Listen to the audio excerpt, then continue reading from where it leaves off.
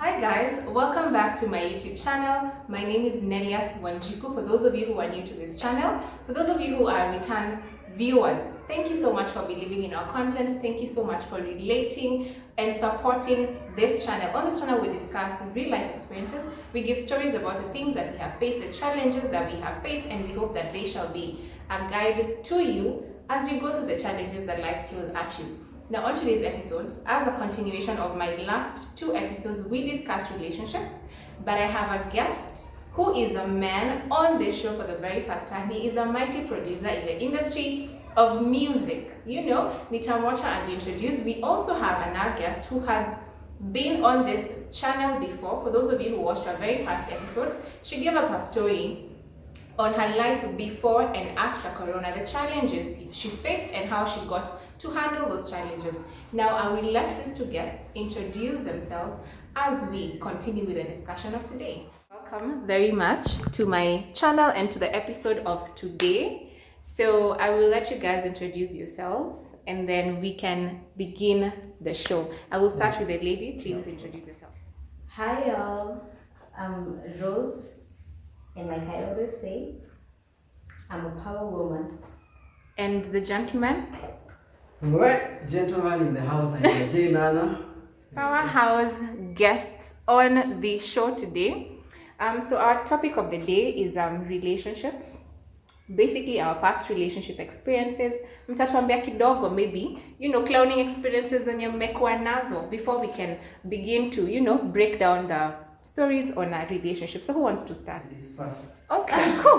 Ladies first. Me, I've been in relationships, I've also been in a marriage. They have all been toxic. Okay, tell us more. So, in my marriage, no, I'll start with the relationships. I've been in relationships where we try and do something, but I guess people just try and take me for granted, or am I being too, what will I say? Am I being too much? Am I being too nagging? I don't know. But if it a point and I'm like, whatever happens, happens. I will go by my rules. If you cannot abide by my rules, you can walk away. Standards and whatnot. Yeah. Nini li happen kwa your relationship? Yes. My levels and standards. Nini li happen kwa your relationship? Before I got married, I was in a very funny relationship. Where hata unaimagine hata ukifungiwa kwa nyumba hata kiutoke. Oh goodness. I guess I'm so pretty. Tetesa. Tena kucheza huko nje wewe. So just that is just a bit of it. Then I got married, and the marriage was good. I will not say it was bad, but the devil comes in and whatever happens. Satan alikuja, and I'll talk more about it as we go on in the show. Okay. Yeah. Nana. Wewe umekuwa toxic ama ulikuwa na mtu alikuwa toxic? Mimi nakwanga msemo sana. So I've been in relationships. Hizi shits zilikuwa mingi. Yeah, I think we shared something. If I was toxic, no, not me. I am so glad that the both of you have marriage experiences just a little better, because tuna live in a time where most of us young people don't believe in the sanity of marriage. Infidelity imekuwa the order of the day. So tell us, you've been in marriage before, so we are assuming that it is no longer in existence. What happened in your marriage? And how do you feel about marriage now? Ni ile tu situation ya haujajua msee poa before you made that commitment, and some of these things come to you as wewe unashtuka, and then you're ready into it. Umesha invest ya time yako, umeinvest ya life yako, umecommit, no committing to a marriage something really serious. So umesha commit kila kitu, and then you find out that maybe the other person was never very open to you. So you are coming to realize so many things that were very critical and that were very serious when it is already late. Yes. No. So ikifika hiyo point na unapata what do you do? What do you do? It's time, it's shock time, the breaking news, moment of truth, and now when it's too late. So hiyo point unapata pia utaweza pitia stress. So mimi tunasema ni ati even before you commit to marriage, I think it's very good. Because huwezi force mtu to commit, so everybody has to be to give themselves freely to be known by the other partner. So I think it's very important to open up as much as you can, especially on the critical things. Say it's tunaoa and then kisha na realize haya ulikuwa na watoto watatu wewe kutoka tete unaget. And then you settle in marriage and then you realize aya Nana ulikuwa na bibi watano uko na watoto 15 Father Abraham alafu mbona uko isema unaget, and then the people are coming up. And we've seen it. Watu wamekuwa ni maceleb na nini and then people just rise up and come, cheki sasa wewe tulikuwa na mtoto na yeye unajua mtu anakaa mara ya kwanza and then next unasikia kwa kweli you get the story shenanigans. This will come shock to the other partner. So I think it's very important for people to open up kabisa, to be known by the other partner. Love is based on knowledge. So when you say you love someone or even something, of course you assume that you know everything has to do with that thing, that person. I love that you have said that marriage na love ni knowledge. You can't just get married to someone bila kumjua poa. Rose, what do you have to say about that? How do you feel about that comment? For me, it is almost the same.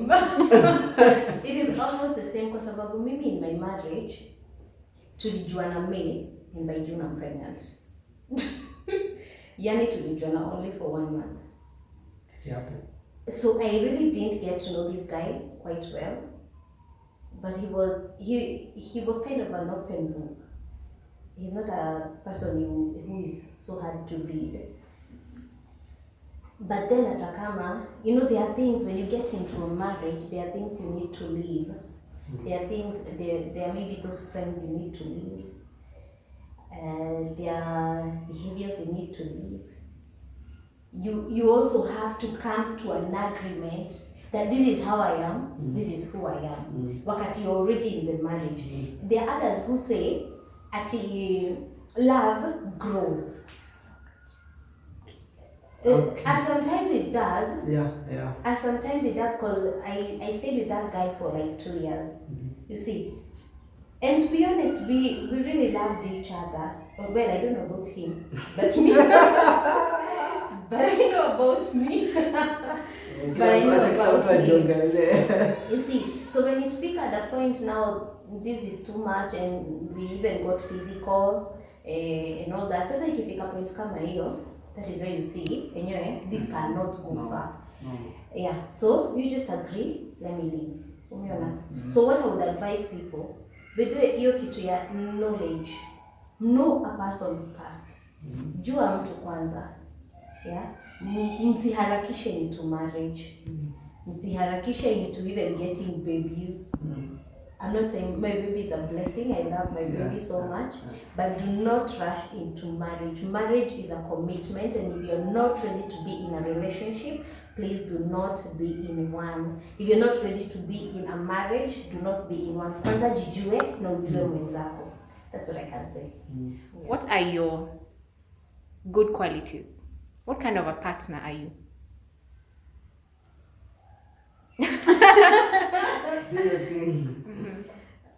Okay, for me, wacha nijipigie debe. For me, I love being submissive. To be honest, I love family. Napenda familia sana. And what else? I love helping my husband, or rather, whoever I'm dating. Napenda kumsupport in terms of financially. Yani, I'm not that person who will want to stay in the house and be provided for. I will want to support my husband or my love. Be submissive in as much as I'm helping financially. I'll cook for him. I'll give him his food. Check it. Nana, what are your qualities?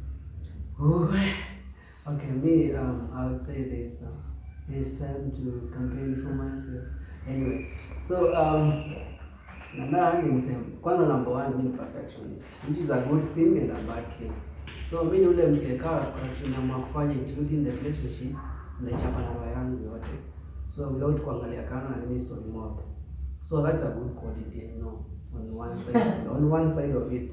So the perfectionist also can be a pain. So the other thing is me ni msee supportive. So whatever you do manze, how do I feel alone?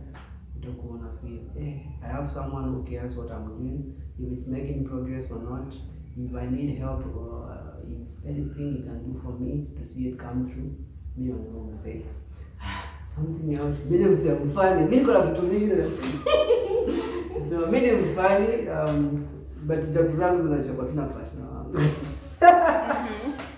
Check it your situation. Mimi ni msee loving, caring. And mimi sina pressure. Okay, hakunanga pressure ni maisha.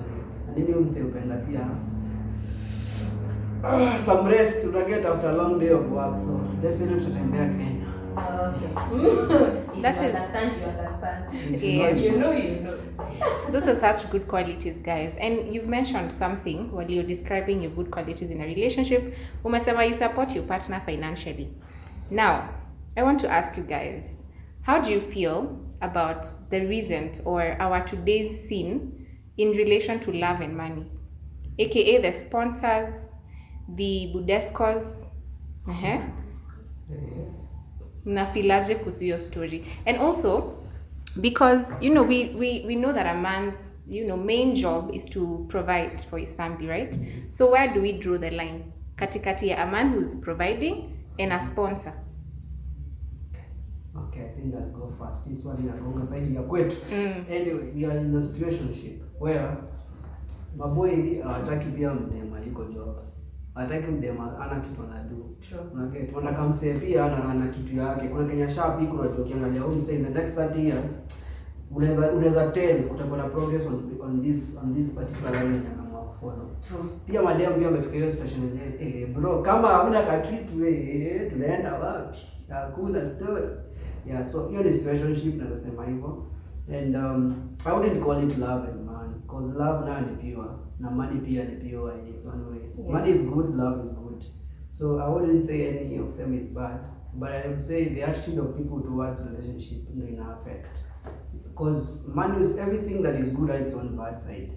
So of course we won't call it love, because we all know love is based on truth, knowledge and everything. So love is pure. So I won't call it love, but nasema ni gold digging. Naita tu gold digging, yani tu in its own name. Unapata dem yes, utaongelea hiyo.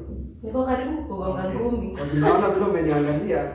Okay, acha ni like break kidogo. So unapata chali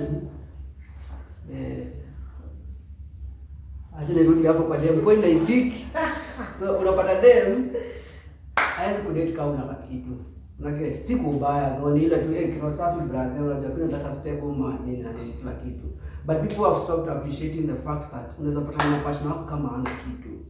But because una feel like una potential, people are not seeing potential anymore. But because una feel like una potential, unasema mimi nimemchagua, cause mimi naona nikiangalia huko say the next 5 years tukiamua kwenda hii kitu yake tukiinvest ya time poa na anything that it requires, next 5 years tunaamua na bigger support, let's do this. Unaget, people stopped believing in others, and that's why you can't call it love, because actually if you love someone you would just support everything that they do. So if you're not willing to kusimama na msee from the humble beginning bila pesa to the point of making money that you can call your own money, then I think hapa kuna mapenzi. Unaget. So I think if people go back to love, true love, and go back to appreciating potential in the place of money, I think that one is a number. That's a very good point you've made. How do you feel, Rose? Let's get your point. For me, I kinda agree with him. Kubaliana tu. Nimesema kinda. Kinda siko na okay. I kinda agree with him. But mimi naweza sema, I love a person. There's that hiyo question tukiulizwa hapo mbeleni, tumeulizwa how we relate, we talk about the relationship between love and money. Yani a person, a man who can provide or rather be responsible or take care of his responsibilities and sponsors. For me, I am moved by a man who will take care of his responsibilities. I am moved by such a person. That's basic. Whether tulipatana hauna kitu or not. But you're the basic, right? That is basic, sikatai. But you can imagine even Nana, I am in a situation, nimekupata hauna kitu, and we decide to, now we can be together, and I will support you. I can see uko na akili iko, si helmet. Si ati unakaanga kwa nyumba, you don't stay in the house. Yeah. You there's something you're doing and you're hoping, like me when in my previous marriage, or rather, alikuwa na this biashara, of which right now it's a very big thing. People know him so much. Ameblow mbaya sana. But nilianza kama bado iko chini. You see? But you see, I supported him. Hata kama sio financially, I supported him with my God. Enda kwa hii shoot, enda kwa usilale, make sure you go and all that. Because I saw that potential in him. But you see, where is he right now? It happens. And he's not taking care of his responsibility, of which is my boy. Okay. You get what I'm saying? I get you. So hapo ndipo inakujanga. Personally, I can say, to be honest, I can say I really do not believe there is real love. I don't believe in real love. Actually, it's only that if you meet a real man, you will enjoy. If you meet a boy, where are they? Then most of the time, where are they? You know, mwanaume kwa mwanaume, even you look, turudi tu nyuma, back in our societies. Hiyo ni back. Ndio nataka kuonyesha how a real man has been made, even from them ages. So a real man in those ages was made by experience. Unatolewa hapo, wewe twende kwa kichaka, wewe pigana na simba bana. Wewe winda the whole day, hakuna kukula nini, mademo wako home na wanafanya mambo yao huko home. Hakuna pressure, But wewe alikuwa anatupa kwa hard life where you have to go, you have to be tough, So by the time wanakuwa wasee wakubwa unapata wamekuwa watu responsible kabisa. They want to feel like every time they feel like I'm protecting this my territory. They are kings, in territory yangu. So if you become the wife to that kind of a guy, unapata hautawahi feel like insecure in any way. So basically, number one ameshakuwa mwanaume. Forget about finances and everything. Number one amekuwa mwanaume, a gentleman. So your time unapata say if there's anything that concerns you, it concerns him. But society aside, kakijana wewe akajawahi onja hata hard life. I'm not saying what, but just a few guys are able to go through hard life. Just a few. Kila mtu apitie hard life. Just a few. But there's a way that you train someone. You're training like wageti. That's the actual life that you have to live. Kama sasa hivi wasio wakienda ile training ya makarao, wanapitisha kwa life nyingine kubwa na wakitoka nje hata wataifanya kitu yote ina. But just to make them fit for the job. So a man to be fit to be a man, lazima apitie life. That's why as a parent, I think what we have to contribute. Inatoka mbali by the way. As a parent, lazima akaboy yako. Usikaonyeshe kila time kila kitu ni nusu. Wewe shika bana. Unataka nini shika? Huyo si mwanaume unajenga. So to build a man takes muonyeshe kutafuta do. Tunataka nini? Tafuta do. Shika hizi tukauze.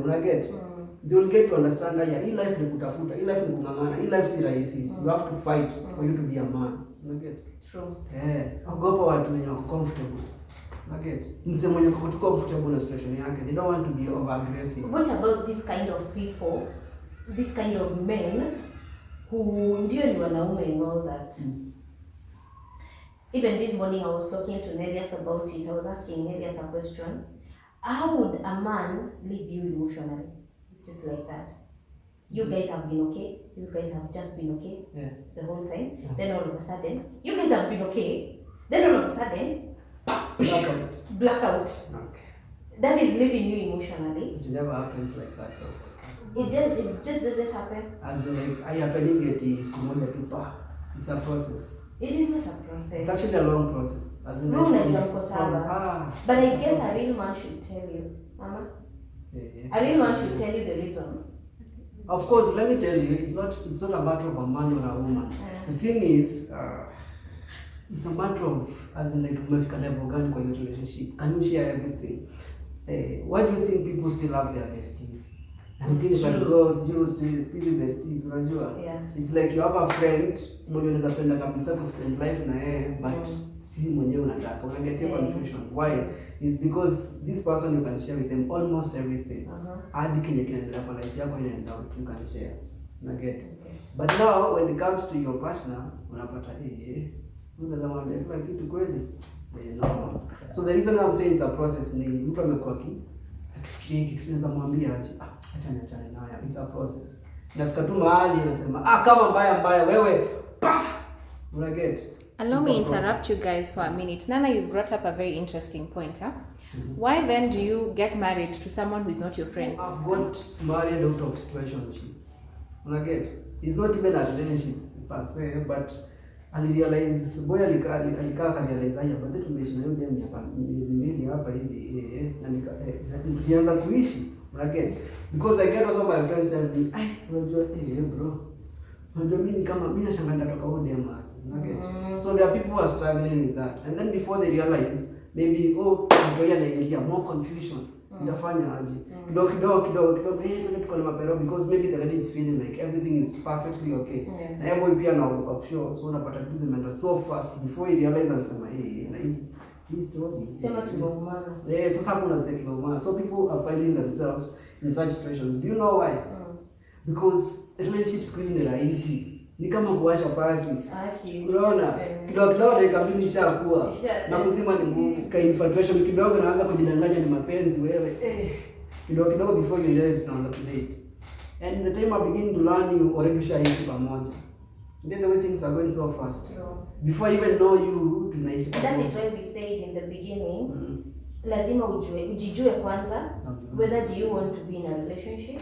Alafu pia jua msee wako. Then pia mwambie. Unapo tunasema either you want to be in a relationship. Now many people want to be in a relationship but they also don't want responsibility.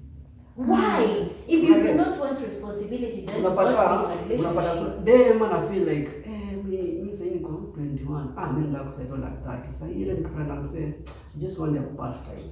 Unaget?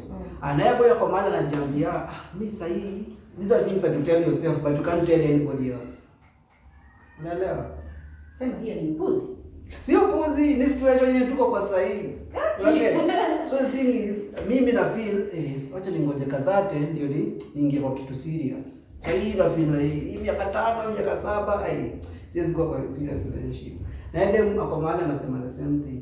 But when we meet, we don't want to tell each other that. We just want to tell them, unajua manze life yangu na wewe unajua ni mpaka mwisho. Unaget? So sasa hiyo unafeel umechocheka. Empty promises. So ni wote mnachochana, but mkienda kuumia mnaanza sasa tena kulia. Great. Now guys, sasa hii situation yenye inakam inafanya mna get married out of a situationship. Doesn't that breed toxic relationships?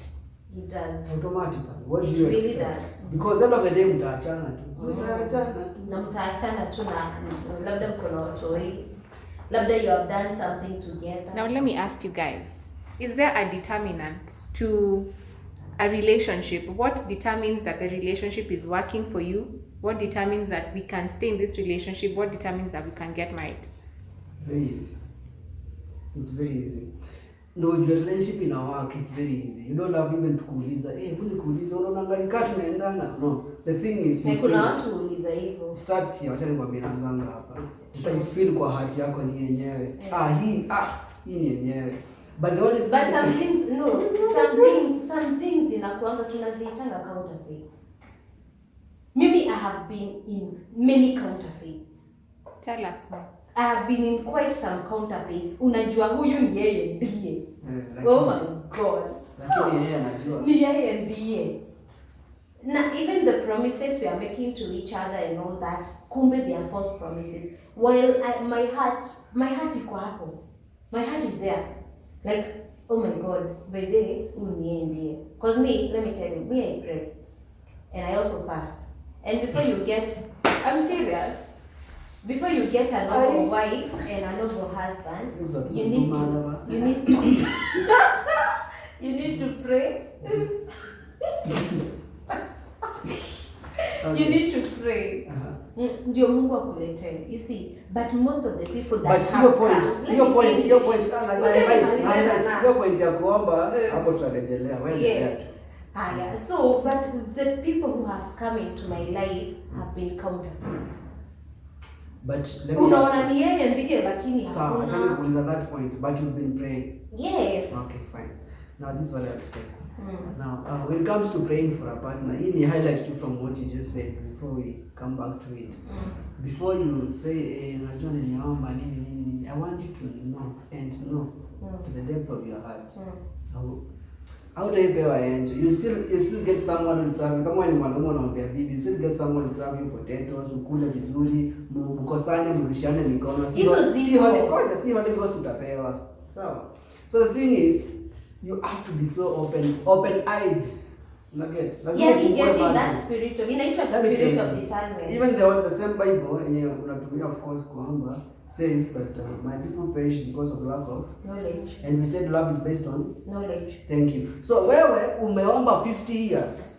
Umeomba 50 years, saka yanda. And then kidogo meet mtu leo, kesho tunaona ukisema unajua nimepata, unaonaje wewe si yenyewe mali ni safi sawa, kidogo kesho kwa relationship. Unauliza kwa ni wapi ujui. So you telling us what? Ujui.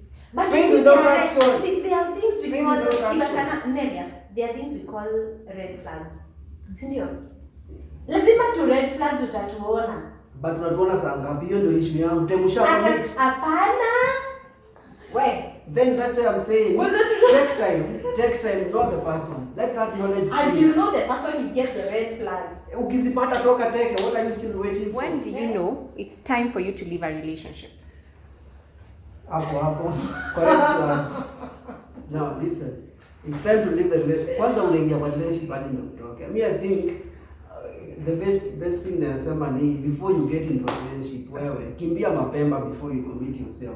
And these are some of the things. Na kama red flags unakuja wakati usha commit. I know, see, I've been there. I understand they can come there after, but I know also. Sasa utatokaje na hakuna red flags? Unamtoka mtu innocent. Hapana, bora kwambiaje. Sometimes we fail to see the red flags before because we are not keen. Okay. To find out the knowledge. You didn't. So at that point, you can't even actually blame the other person. Also, find 50-50 blame, because it was also your responsibility, and it was also their responsibility to share about themselves. Okay. It's also your responsibility to make sure that you know more about the other person. Okay. Now, where are we? How to get? So, point me before you even get to the relationship. Try and eliminate any kind of red flags. Okay. I'll say the most basic ones, and kila mtu ignore.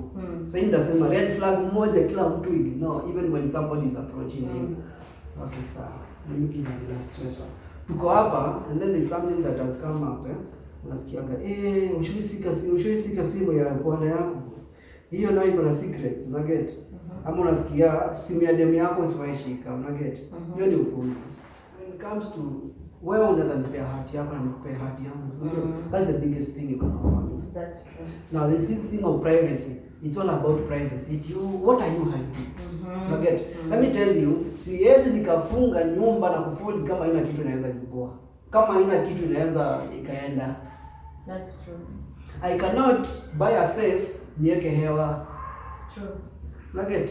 So if I have a safe, then it's something so secret, it's only mine. Only to the people who have access need to see it.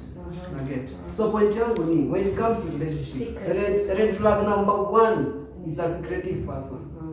And the moment mtu anaanza kuambia manze unajua mimi si mwanaume usiwaishika. Toka ndio unangojea nini? That person has many partners. What else do you need? So number 1 red flag is secrecy. If someone is too secret about basic stuff, yes, he can never be open also.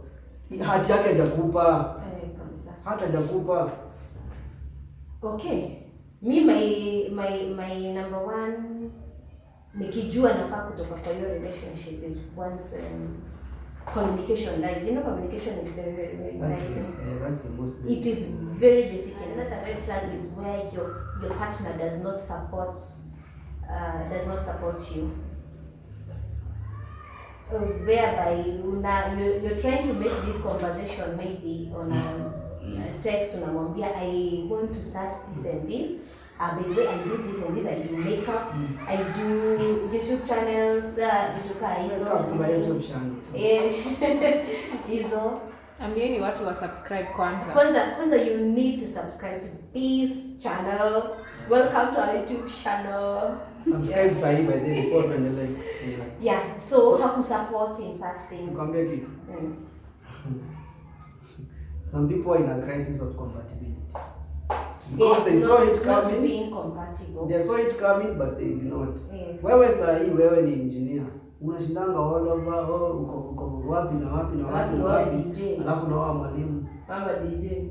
Na get point yangu. So the teacher anafunza huko kwa Bonza High School. Na wewe uko all over, uko US, uko South Africa, nini. So the only time you'll get home maybe is 3 days in a whole month. Una get point yangu. Kabisa. So in that case, what do you expect? Mta fall out tu, una get. You know, tunasemanga out of sight, out of mind. Let me ask you. So does it mean ukichagua partner wako compatibility ina lie sana along the lines of the work that you do? That's one aspect. So does it mean that udate mtu mko in the same industry? Not only that. That's number one. That's just one thing. As in whatever career ina mali. Lazima mko mna complement each other. That is number one. Because kwanza the issues ziko mob. Actually watu wanafaa wewe mtu mnafanya the same thing. Because the issues ziko mob. So that other issues as they try to knock you down, at least mko na moja ya washikanisha. Una get? So on that, I would say compatibility goes so deep into the depth of even vitu kama Vila naongea ni venye naweza penda kusikia bibi yangu akiongea, bwanangu akiongea, ama ako like kuna watu wanapenda mtu akona deep voice. Yes. And watakuwa na wewe kanana hapa hivi, then kila time wanasikia mtu akona deep voice, tumesikia tunasimama, una get.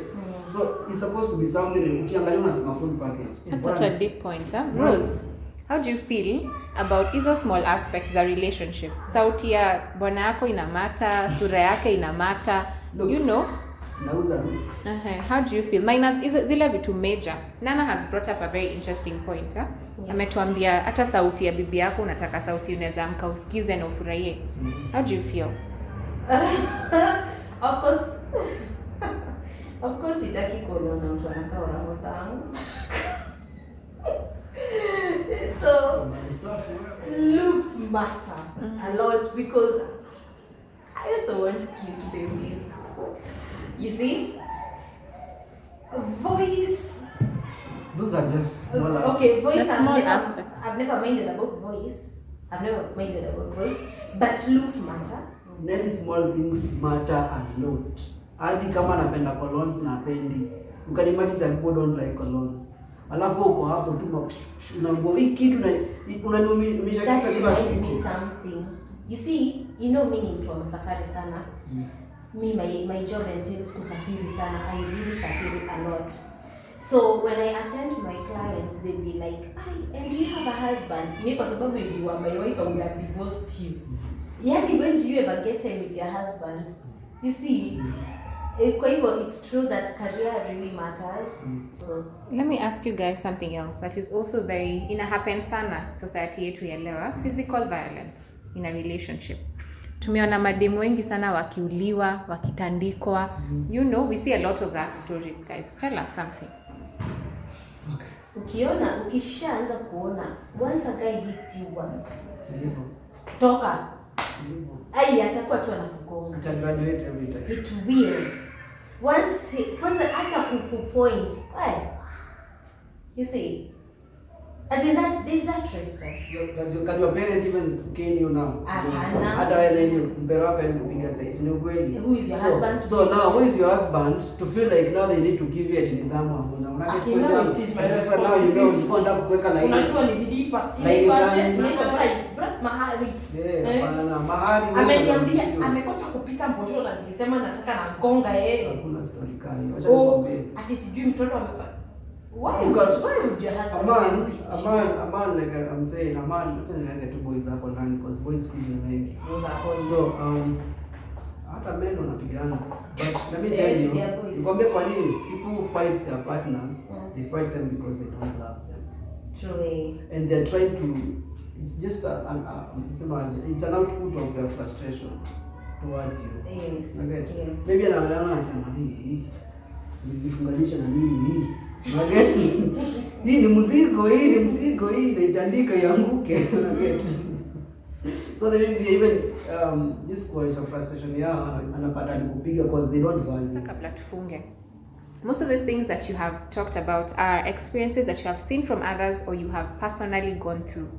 Unaweza taka kuambia nini mse ako kwa relationship anaangalia ku get married ama ako na kamtu tu hapo anafikiria mimi kuna vile sijui biological clock yangu ina tick, sijui society inasema what not.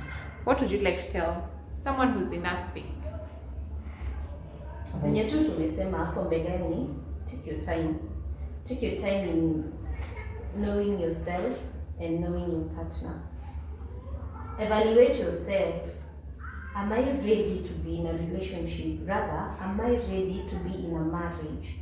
Because marriage entails a lot of commitment, and also pray for a partner. Pray that God, there's a time I used to be told by my boss, nichore vile niambie Mungu yule mtu ambaye nataka vile anakaa, kwa sababu Mungu hakupatii mawe na unavitisha samaki.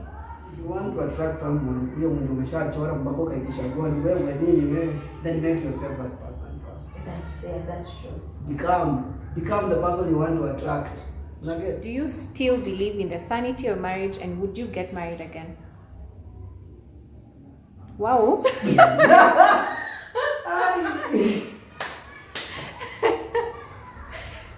Oh my God. Tujibu on that. I believe in marriage, but vile nimeona counterfeits wengi right now.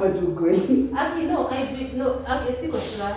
I would want to get married, of course. You know, I wouldn't want my son to grow daddy. And you, Nana, what's your... For me, I would say, mimi naweza oa tena vizuri sana. I still believe in marriage. I still believe in family. Because bila family sasa. I still believe in family. I still believe in... It's only that siwezi oa sahi. Because I still have a lot of unfinished business kwa hati yangu. But I know, of course, it takes time. Some things can take you time to heal and to think straight. Because marriage really requires you to be at a point of thinking straight. So me, I think that I'll figure your point soon. I am hoping and believing, working on it. I'm working on it, and I know one day I'll be ready to move on. Because I believe in marriage. I believe it can still work as long as you just get the right person. It'll work vizuri kabisa. Before you get into a relationship, first finish your heartaches. Finish your unfinished business completely, so that you get into that relationship a new person. Usiende kutolea yule mwingine. Does your past relationship or the partner that you had in your first marriage, does it change? Do you now feel uko place and my type is now different? Yes. To me, it has changed. What? Yes, to me it has changed a lot. I think young will change. Young will change. I'm still desiring the person I used to desire even before I met I still have the same. I still need the same supporting person. I still need the person that will still compatible to me. I still feel I need the person who will be a good mother to my kids. I still feel I need, basically it didn't change anything. It's only that there was a compromise in between there from the time of me feeling I need this kind of a person. Making the decision, then I think kulikuwa na lakini si hakuna na mse perfect get.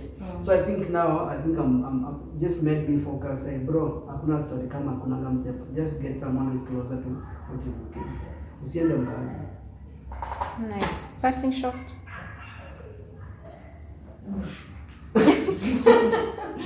Okay, parting shot, relationship si rahisi. Adding someone to your life na yako bado already inakupea stress. Si rahisi. So please, before uongeze mse kwa life yako, just know it's a whole load of responsibility. Iko wewe ni dem, iko wewe ni child, it's a whole lot of responsibility. You still have to take 2 hours or an hour, mwongee tena kwa simu 1 hour, maybe umekuwa ukirevise ya kitu ama running your business, then you have to invest that hour to someone. Basically ni kazi. So before you do it, fanya analysis, risk analysis wewe, then do it. You know you can. You should travel in the land.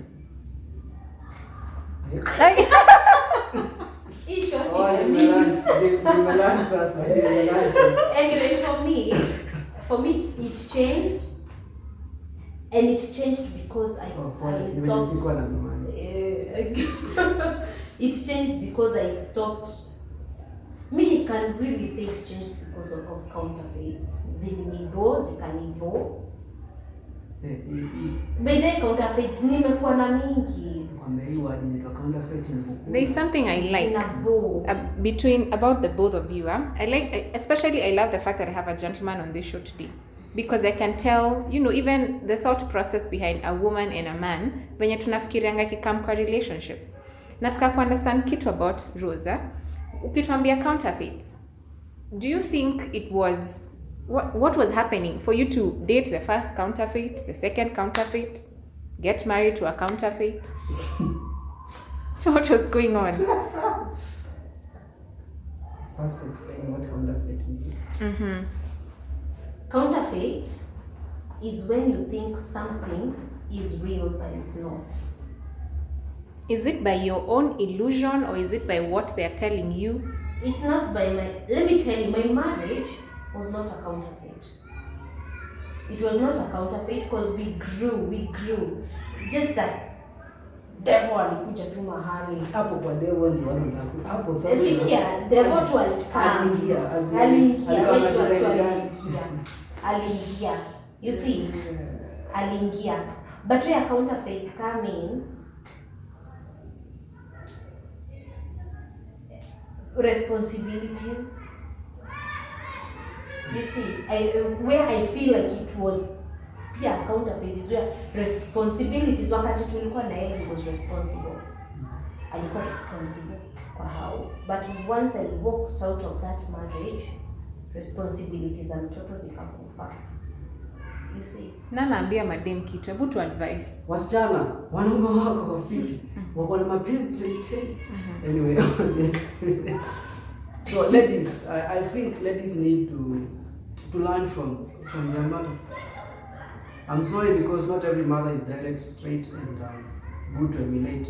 But at least, when I'm talking about the African mother, no, I'm not saying that sasa ukae nyumbani ngoje nini. Don't take it so literal. Point yangu is when it comes to the approach of getting someone, usiangalie vitu make sense. Nugget. If you love the person, tick. Chapa tick. Kama mko compatible, piga hiyo tick. Nugget. You combine all of them. Unaweza penda mtu lakini still upate compatibility inaenda hivi. Okay. Unaweza kuona namjua najua kila kitu kumuhusu and I'm okay with it. Basi ukiangalia compatibility haikuji. So usifunge macho na stuff. So when you look at is he a man? Test it if he's a man. Kuna boys wamejaa hapa nje hivi. Msichana wewe angalia bana kama ni mwanaume. Kama ni mwanaume tick. So Rosie, you were talking to the gentleman. What would you like to tell the men? The men, not the boys. The men. Yes, the men. Leave the boys alone. We'll talk to them when they grow up. Yep. Okay, I would just tell them, the men, oh my God, what do I have to tell them? Just be responsible. Be responsible, love your women, be real to your women, share feelings with them, because love entails talking. What is disturbing you, you talk. So just share them, share what you feel about yourself. And if you don't feel comfortable about it, take your time, but eventually say what is disturbing you, because here we say no secrets, right? Love has no secrets. Yeah. Love haina secrets. And also get to know your woman properly. That's one. Hapo nayo ni muhimu. Mambo Get Kanairo. So get to know your lady properly. Also be nice to your women. Amazing, amazing. Guys, would you like to plug yourselves shamelessly as we close this show? Tell us what you do to wapate wapi. Okay, what we do? We do a lot of things, but I'm a music producer, I'm an artist, I'm a businessman. Yes, anything business. Unaweza nipata social media, then you get to find more about me. J.Nana official on IG and every other place that is social. And on YouTube, hiyo ni studio sasa mtapata, inaitwa Hewane Records. Pale YouTube, you can check our music and the stuff that we do there. And tuko na bei mzuri by the way, you can always call us if you want to make a song. If you want a video like this one and a bigger one, yeah, we always do that. Yeah, so J.Nana is actually a very amazing producer. I've seen some of his work. Unafanya kazi safi sana. Very proud of you. And you, Rose? Me have so many things. Actually, you have been on our channel before. Umetuambia a bit of what you do. Yes. But if at all there's someone who'd like to converse with you, even from your previous story, because you did share a very deep story with us, where can we find you? You can find me on my Instagram page, my Facebook page. Also, I don't have a YouTube channel yet. This is the YouTube channel you'll find me in. So Instagram alwgahu79 or hashtag mimomimo. And Facebook is Rose Angelis Bonyo. I'm a makeup artist also, as you can see that my makeup and also our host's makeup, that is my work. I also so if mnajenga nyumba, we have a company by the name DedeKalKe Investment Limited where we deal with masimiti. Tunauza simiti, tile grout and all those, yani vitu tu za mjei, yeah, building materials, and that is where you can get me. You want to jenga, holla at me. Thank you so much for coming, guys. This conversation was amazing. Tumeshukuru sana. Thank you for sharing your insights and your knowledge with us. We would definitely love to have you guys again. When we're talking about music, J.Nana, we would love to host you and you can tell us your journey in production. Bas, Rose, ikifika wakati wa kujenga, we would love to have you again. Thank you so much, guys, for showing up for this episode. thank you, Nelly. I am back, guys. Today's episode was so amazing. This guests of mine gave me such amazing pointers. I just really but I feel so enlightened. The conversation was so amazing, you know, and I hope that from this episode, guys, you have learned at least one or two things, and please feel free to converse with us on the comment section. I do respond to all of your comments in case you haven't noticed. So please engage us in the comment section. Thank you very much for watching this episode. Tune in on the next episode and do make sure to subscribe to this channel. Make sure to like this video. It really does help our channel. Thank you very much for your support. Until next time, this is Nelly.